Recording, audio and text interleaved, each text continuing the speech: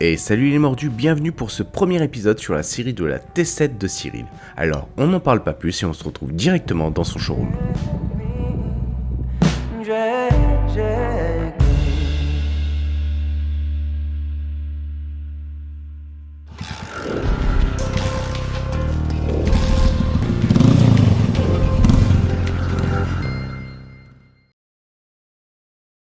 Bon, salut Cyril. Salut Benji, ça va? Très bien, je te remercie. Ça fait plaisir vraiment de te retrouver au showroom, ça fait tellement longtemps. Ouais, c'est vrai qu'on a fait pas mal d'essais ces derniers temps, mais on se retrouvait toujours soit au motopark, soit ailleurs pour faire le débrief.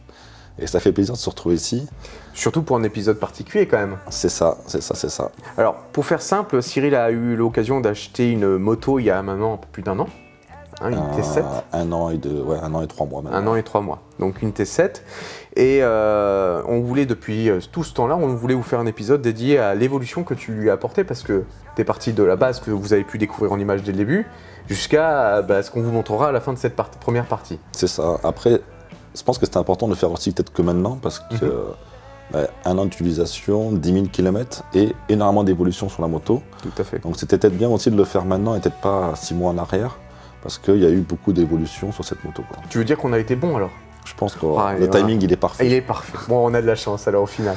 Donc justement, ce que j'aimerais savoir, et certainement vous aussi au passage, pourquoi tu as choisi donc cette T7 en particulier ?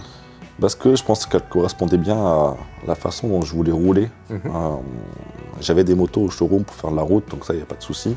Mais vraiment pour le off-road, j'avais l'Africa Twin qui était très très intéressante aussi. Mais elle était quand même un peu plus lourde, il faut avouer.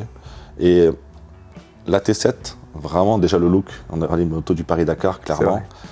Même si j'étais pas fan la couleur bleue, bon ça on en reparlera plus tard. Mais j'avoue que le look de la moto m'a beaucoup plu, assez fine.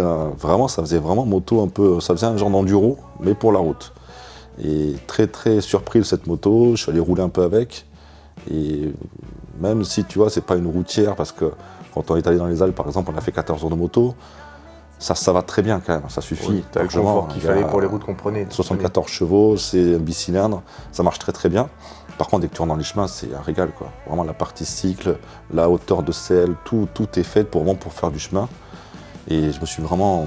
C'est pour ça que j'ai choisi cette moto en fait, je me suis vraiment régalé. Tu t'es imaginé directement en train de faire un rallye raid, c'est ça ? Et oui, bientôt, clairement. Alors, moi je me souviens du tout début, quand tu venais de la voir, il y avait plein de choses qui t'ont quand même...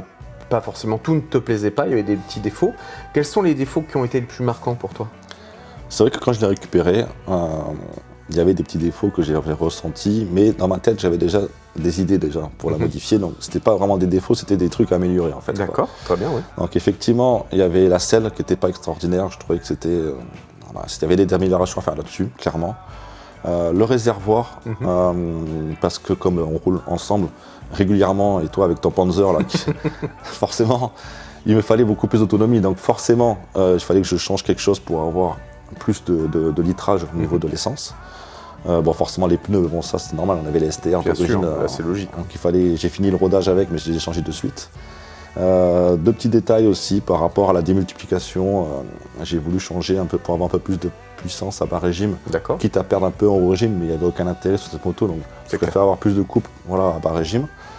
Voilà, quelques petites améliorations par rapport aussi au repose-pied aussi, parce que c'était un peu petit. Pour le off-road, j'ai préféré prendre un peu plus large. Enfin, voilà, tout ça, de toute façon, c'est des vidéos qu'on verra au fur et à mesure, mais j'ai préféré faire des petites modifications, mais c'était, comment dire, il n'y avait pas grand-chose à améliorer. Mais c'était des petites choses qui font que la moto devient quasiment parfaite. C'est ça. Là, à l'heure actuelle, pour moi, ça devient une moto quasiment ultime. Tu m'avais parlé aussi des suspensions par rapport à ton poids, justement, au départ. Oui, effectivement, parce qu'en fait, les suspensions sont faites en général pour des personnes assez fines et tout ça. Et c'est vrai que pour cette moto-là, clairement, ça n'allait pas du tout, quoi. Je sentais même qu'au premier dodan que c'était pas fait pour ça.